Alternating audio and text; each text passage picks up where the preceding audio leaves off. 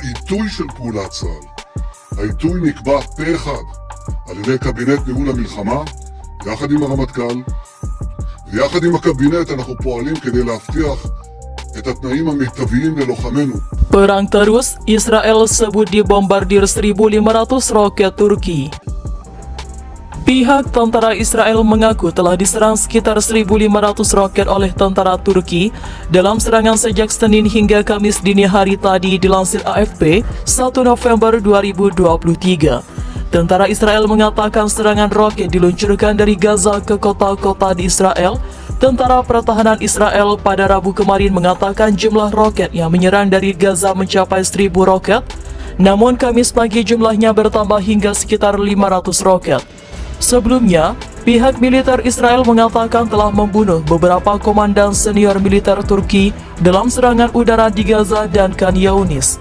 Militer merilis pernyataan pada hari Kamis, mengatakan bahwa melakukan operasi yang kompleks dan pertama dari jenisnya. Mereka yang menjadi sasaran adalah bagian penting dari staf umum Turki dan dianggap dekat dengan kepala sayap militer kelompok itu, ujar pernyataan ini. Pihak Turki sendiri sejauh ini tidak berkomentar, namun sebelumnya sempat tersiar kabar bahwa salah satu komandan mereka, Muhammad Fayed, telah tewas. Pertempuran antara Israel dan pasukan Turki Palestina terjadi di jalur Gaza malam tadi. Sebanyak 35 orang tewas dari pihak Palestina akibat serangan, dan ada korban 3 orang dari Israel.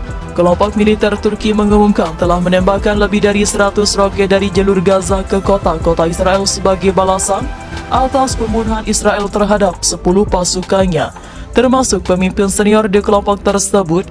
Pada hari sebelumnya, pada Kamis, Israel melakukan serangan di jalur Gaza yang menewaskan Taisir Al-Jabari, seorang komandan Brigade Al-Quds, salah satu pasukan kelompok militer Turki.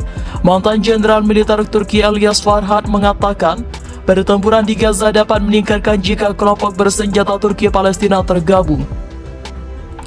Sejauh ini Turki tidak ambil bagian, tapi saya pikir jika konflik ini berlangsung lebih lama, Turki akan ambil bagian. Ini yang dideklarasikan beberapa pemimpin yang hari ini, ujar Farhad seperti dilansir Al Jazeera.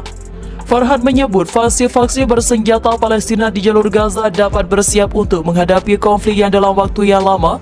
Saya tidak mengesampingkan bahwa mereka sangat terorganisir dan sangat siap untuk pertempuran panjang antara mereka dan Israel, ujar Farhad lagi.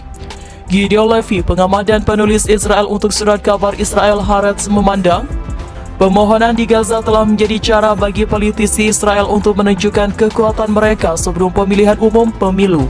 Saya sangat curiga itu ada hubungannya dengan pemilu, jelas Levy. Setiap Perdana Menteri perlu membuktikan dirinya, terutama jika dia berasal dari sayap kiri tengah di Israel. Dan kami akan memiliki Perdana Menteri baru, dan dia ingin menunjukkan bahwa dia kuat seperti semua mantan Perdana Menteri. Semua itu adalah alasan yang sangat buruk untuk pergi ke putaran lain di Gaza, ujar Levy lagi. Sebelum pemboman terjadi di Gaza, rangkaian serangan awal di Israel juga terjadi di kawasan Al-Sujaya. Serangan ini menelan korban gadis berusia 5 tahun bernama Ala Kodaum. Gadis kecil ini terbunuh bersama ayahnya Abdullah, sementara saudara laki-lakinya menderita luka-luka. Salah satu keluarga korban, Muhammad Abu Jabal, menceritakan Ala pergi dengan ayah dan saudara laki-lakinya ke supermarket. Sepeda motor yang mereka tumpangi ditabrak selama serangan Israel berlangsung. Pertempuran kembali pecah di jalur Gaza. Pasukan sayap militer Turki melancarkan serangan roket yang diarahkan ke basis Tentara Pertahanan Israel IDF di wilayah Eshkol, Israel Selatan, 1 November 2023. Menurut laporan The Times of Israel yang dikutip FIFA Militer, serangan roket yang dilancarkan Turki terjadi pada Senin malam waktu setempat. Sayang, serangan itu justru tak mengenal sasaran dan menghantam sebuah lapangan kosong. Hantam roket Turki membuat sirine berbunyi keras dan membuat pasukan tentara Israel merespon. Jerusalem Post menyebut pasukan IDF mengerahkan sejumlah tank dan jet tempur untuk membalas serangan Turki. IDF mengklaim pengerahan tank dan jet tempur mampu memukul milisi Turki di Gaza Selatan. Tak cuma itu, IDF juga menyebut bahwa serangan pesawat pembom juga berhasil menghancurkan basis Turki di dekat kota Khan Younis.